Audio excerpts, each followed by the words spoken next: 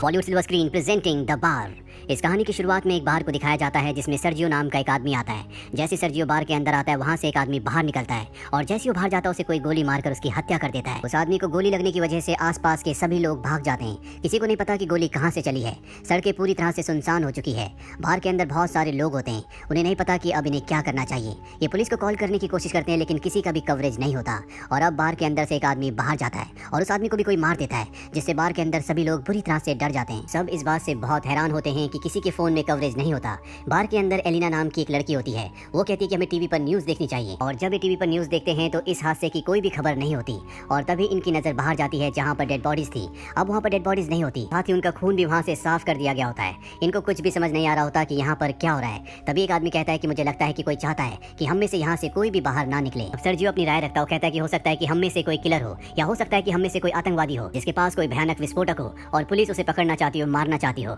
यही बार में काम करने वाले का आदमी पूछता है कि वो जो बाहर लाशें थी वो कहाँ चली गई। साथ ही सड़क पर एक भी इंसान नहीं दिख रहा, सारी सड़कें सुनसान है। यहाँ पर एक आदमी होता है जिसका नाम नाचो है, जो अपने पैर से अपने बैग को छुपा रहा होता है। सर्जियो उसे ऐसा करते हुए देख लेता है, वो सबको बता देता है और अब उसके बैग को ले लिया जाता है। जब उसके बैग को खोलते हैं तो उसके अंदर एक हार्ड ड्राइव होती है। वो सबको बताता है कि इसमें कोई भी ऐसी चीज नहीं है जिससे किसी को भी आपत्ति हो। मैं एक एड कंपनी में काम करता हूँ और उसमें मेरा डेटा है, लेकिन उसकी बात पर कोई यकीन नहीं करता और उसकी हार्ड ड्राइव को तोड़ दिया जाता है और उसके अंदर कुछ भी नहीं होता। नाचो को इससे दुख तो होता है लेकिन तभी वो देखता है कि सामने काउंटर के ऊपर एक ब्रीफकेस पड़ा हुआ है। वो सबको पूछता है कि ये ब्रीफकेस किसका है।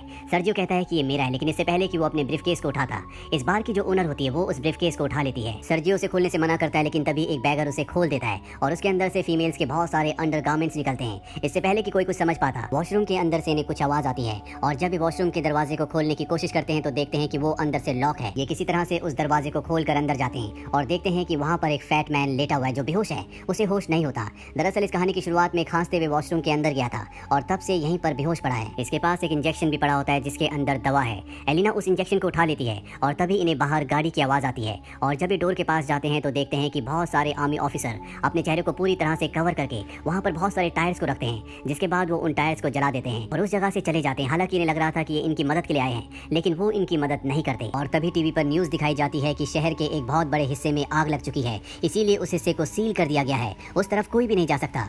बार में किसी को कुछ समझ नहीं आता कि सरकार झूठ क्यों बोल रही है और तभी वो फैट मैन जो बाथरूम के अंदर वॉशरूम के अंदर बेहोश था वो सबके सामने आ जाता है। उसका पूरा शरीर फूल गया होता है, उसकी आंखें भी बहुत अजीब होती है और उसकी वहीं पर गिरकर मृत्यु हो जाती है।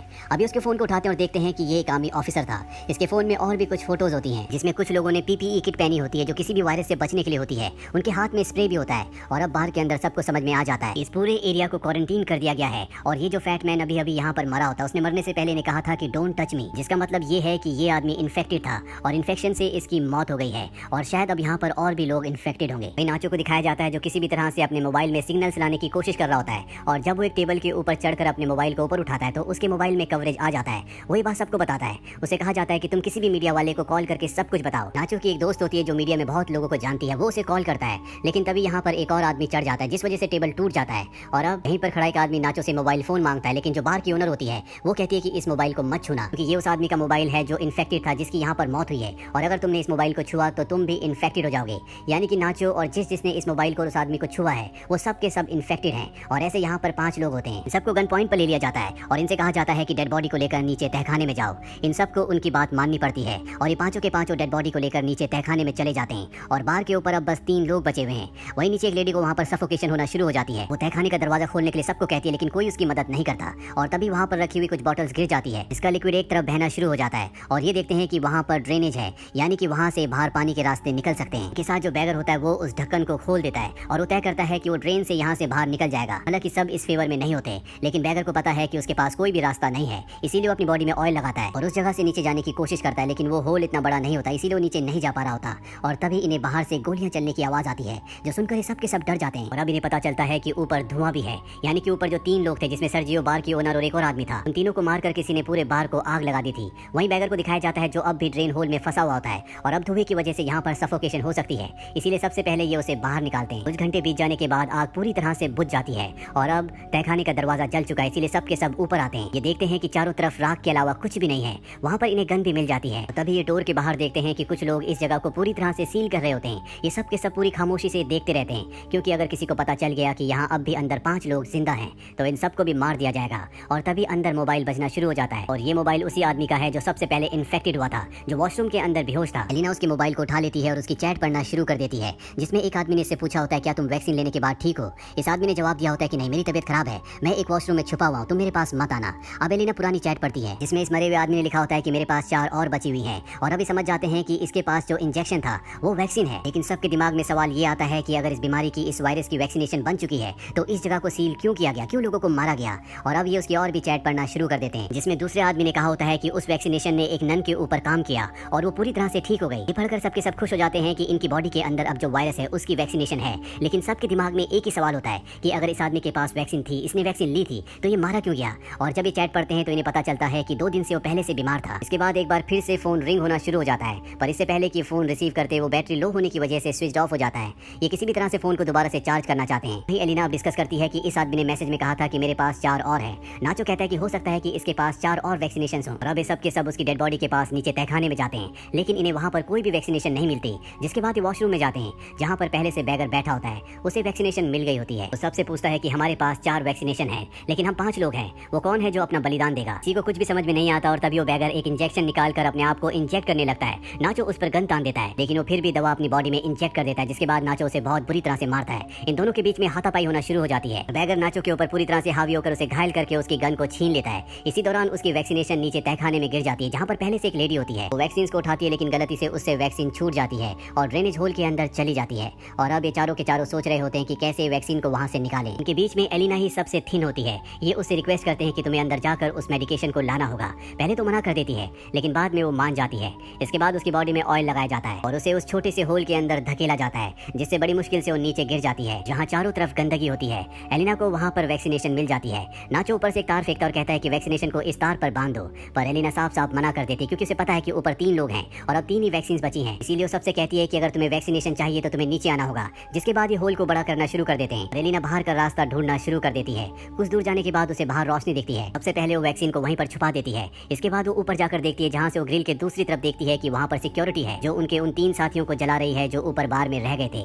वहीं हमें दिखाया जाता है कि बाकी के 4 लोग जो ऊपर तहखाने में थे वो भी अब सीवर से नीचे आ चुके हैं। नाचो और बैगर के बीच में एक बार फिर से फाइट होना शुरू हो जाती है और इस बार नाचो उससे गन छीन कर उसे वहीं पर गोली मार देता है, जिससे उसकी मृत्यु हो जाती है। और अब नाचो के सामने एलिना भी होती है, उसके पास गन है, इसीलिए सब उससे डर रहे होते हैं। नाचो इन्हीं में से एक को अपनी गन पॉइंट पर ले लेता है और एलिना से कहता है कि मुझे वैक्सीन दे दो। एलिना कहती है कि मैं तुम्हें वैक्सीन नहीं दूंगी और तभी नाचो इनमें से एक को गन पॉइंट पर ले लेता है और कहता है कि अगर ये मारा गया तो हमारे पास 3 वैक्सीन हैं, हम तीनों बच सकते हैं। और सब उसे शांत करते हैं। हालांकि नाचो ऐसा इंसान नहीं होता, उसने अग्रेशन में ऐसा कर दिया होता है। और अब एलिना इन सब को अपने साथ बाहर की तरफ ले जाती है, जहाँ पर उसने वैक्सीनेशन को छुपा रखा है। और जब ये लगातार आगे बढ़ रहे होते हैं तो नाचो और एलिना आगे होते हैं। पीछे जो लड़की और लड़का होते हैं, उसमें से जो लड़की होती है जिसके ऊपर नाचो ने गन तानी थी, वो लड़की उसे पानी में डुबाकर मारना चाहती है ताकि सारी की सारी कॉम्प्लिकेशन खत्म हो जाए। लेकिन नाचो उसे ऐसा करने से मना करता है। वो कहता है कि हमारे लिए वो बैगर खतरनाक था, इसीलिए मुझे उसे मारना पड़ा, लेकिन अब कोई नहीं मरेगा। और वो लेडी जो उस आदमी को डुबाने की कोशिश कर रही थी, वो नाचो से कहती है कि तुम मुझे मार दो। नाचो उसके ऊपर गन तान देता है, लेकिन वो गोली नहीं चलाता। जिसके बाद वो लेडी नाचो से गन लेकर यहाँ से दूर जाती है और अपने आप को मार देती है। उसकी मृत्यु से इन तीनों को बहुत दुख होता है। और अब इनके पास 3 इंजेक्शन है और ये 3 लोग हैं। ये तीनों एक एक इंजेक्शन ले लेते हैं, पर इससे पहले कि ये अपनी बॉडी में इंजेक्शन को इंजेक्ट करते, यहाँ पर बैगर आ जाता है जो अब भी जिंदा होता है। वो एलिना और नाचो के साथी को पीछे से मारकर उसकी जान ले लेता है। एलिना और नाचो अपनी जान बचाने के लिए यहाँ से भागते हैं और वो बैगर जो पूरी तरह से अब गुस्से में है, वो पूरी तरह से साइको हो चुका है, वो इन दोनों को मारने के लिए इनका पीछा करता है। एलिना और नाचो को ऊपर सीढ़ियाँ दिखती है। ये दोनों के दोनों ऊपर सीढ़ियों की तरफ बढ़ने लगते हैं और तभी एलिना के पास जो उसकी वैक्सीनेशन होती है वो उसके हाथ से छूट कर नीचे गिर जाती है। इजराइल भी अब सीढ़ियों के ऊपर चढ़ रहा होता है और वो यहाँ पर नाचो के पैर पकड़ लेता है, पर इससे पहले कि वो नाचो को नीचे खींचता, नाचो के पास जो उसकी वैक्सीनेशन होती है वो एलिना को दे देता है। जिसके बाद वो बैगर नाचो को नीचे खींच देता है। ये दोनों के दोनों नीचे गिर जाते हैं और इनकी मृत्यु हो जाती है। एलिना के पास अब वैक्सीनेशन है, वो उस वैक्सीनेशन को अपनी बॉडी में इंजेक्ट करती है और ऊपर जो ढक्कन होता है उसे खोलकर वो बाहर निकल जाती है, जहाँ पर बहुत सारे लोग होते हैं और यहाँ से आगे के एरिया को सरकार ने पूरी तरह से सील किया होता है। तभी उसके पास एक लेडी आती है और उसे अपना जैकेट दे देती है और एलिना चुपचाप इस भीड़ से आगे निकल जाती है। इस कहानी से हमें यही पता चलता है कि जो आर्मी ऑफिसर सबसे पहले बार में आया था, जो खांस रहा था, जो वॉशरूम के अंदर था, जिसकी सबसे पहले मृत्यु हुई थी, वो एक आर्मी ऑफिसर था। शायद आर्मी इसी तरह का कोई बायोलॉजिकल वेपन बना रही हो ताकि वो दूसरी कंट्रीज पर, अपने दुश्मनों पर इस बायोलॉजिकल वेपन से हमला कर सके। सके, पर इनका अपना ही ऑफिसर इन्फेक्टेड हो गया। हालांकि इनके पास उसकी मेडिकेशन भी थी, लेकिन वो बीमार था, इस वजह से मेडिकेशन ने उसके ऊपर असर नहीं किया। और जब आमी को पता चला कि वो बार के अंदर है, वो इन्फेक्टेड है, तो इस पूरे एरिया को सील कर दिया गया ताकि यहाँ से कोई भी बाहर ना निकले और उस वायरस को इसी जगह पर खत्म कर दिया जाए। हालांकि उन्हें इसके लिए कुछ लोगों को मारना भी पड़ा जो बेगुनाह थे, लेकिन कुछ लोगों के लिए वो पूरे देश को सफर नहीं करवा सकते थे, इसीलिए उन्होंने ये कदम उठाया। उम्मीद करते हैं कि ये कहानी आपको